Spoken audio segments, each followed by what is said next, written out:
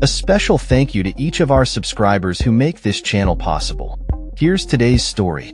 In a powerful display of unity and determination, thousands of residents across Spain's beautiful Canary Islands took to the streets on Sunday, protesting against the overwhelming tide of over-tourism that they claim is driving up housing costs and depleting local resources. The demonstrations occurred simultaneously in popular tourist hotspots including Gran Canaria, Tenerife, La Palma, Fuerteventura, Lanzarote, and El Hierro, with participants rallying under the slogan, "The Canary Islands have a limit." The protests were marked by vibrant displays of local pride, as demonstrators waved the island's white, blue, and yellow flags, chanting slogans such as, "This beach is ours," at Playa de las Americas in Tenerife, where tourists lounged on the beach.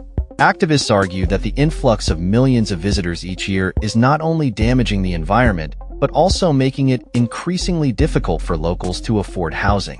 According to the Spanish government, at least 8,000 people participated in the protests, while the Spanish National Statistics Institute reported that from January to September, 9.9 million tourists visited the Canary Islands, a 10.3% increase compared to the same period in 2023. This surge in tourism is concerning for the island's 2.2 million residents, many of whom feel the benefits of tourism are not reaching the local community. Sarah Lopez, a 32-year-old resident of Gran Canaria, expressed her frustration at the current tourism model, stating, "We need a change in the tourist model so it leaves richness here. A change so it values what this land has because it is beautiful." This sentiment is echoed across Spain, where protests against over-tourism have become increasingly common in major cities like Barcelona and popular destinations like Mallorca and Malaga. In response to mounting complaints from locals, the Canary Islands regional government has proposed a new law aimed at regulating short-term rentals, which have been blamed for driving up housing prices. Under the new regulations, newly built properties will be prohibited from entering the short-term rental market, and existing rental permits will require compliance with new rules, including allowing neighbors to object to these permits. The protests on Sunday were not isolated incidents but part of a larger movement that has seen demonstrators rallying against a tourism model that many believe favors investors at the expense of local communities and the environment. Eugenio Reyes Naranjo, a spokesperson for the Ben Majek Ecologists in Action environmental group, articulated the concerns of many, stating, "The tourist sector is bringing poverty, unemployment, and misery to the Canary Islands." Holding placards with messages like, "The Canaries are not for sale," and "Enough is enough," protesters called for limits on tourist numbers, stricter regulations on holiday apartments, and a halt to what they view as uncontrolled development. The largest rally on Sunday attracted around 6,500 participants in Tenerife, highlighting the urgency of the situation. The Canary Islands, renowned for their stunning volcanic landscapes and year-round sunshine, have become a magnet for tourists, particularly from Northern Europe. Last year alone, a record 16.2 million visitors arrived, more than 7 times the local population.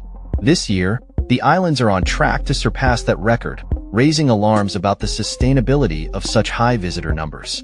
While tourism accounts for a significant portion of the island's economy, 36% of GDP, and providing jobs for 4 out of 10 residents, many locals feel that they do not benefit from the wealth generated by the sector.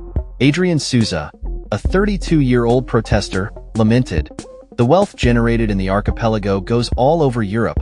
The people of Gran Canaria get nothing in return. It's foreign companies that come here, and we don't see the money anywhere." The economic disparity is stark, with 1 in 3 residents at risk of poverty and 65% struggling to make ends meet, according to the European Anti-Poverty Network. As the protests unfolded, some tourists expressed solidarity with the demonstrators. Rosalia Magalilo, a 55-year-old tourist from Switzerland, remarked, "The coastline is being damaged by so much construction. I totally agree with them." The growing discontent over tourism has prompted authorities to seek a balance between supporting a vital economic sector and protecting the interests of local communities. In Barcelona, city officials have proposed a ban on all holiday apartments by 2028, while Seville is considering cutting off water supplies to unlicensed tourist properties. As the Canary Islands continue to grapple with the challenges of mass tourism, the call for a more sustainable and equitable tourism model grows louder. The recent protests serve as a reminder that the balance between tourism and local well-being is delicate and requires immediate attention. The residents of the Canary Islands are making it clear. They demand a future where the beauty of their land is preserved and the benefits of tourism are shared among all. That's all for this story. We upload videos every day covering many different subjects, so hit that subscribe button to stay informed. Thanks for watching.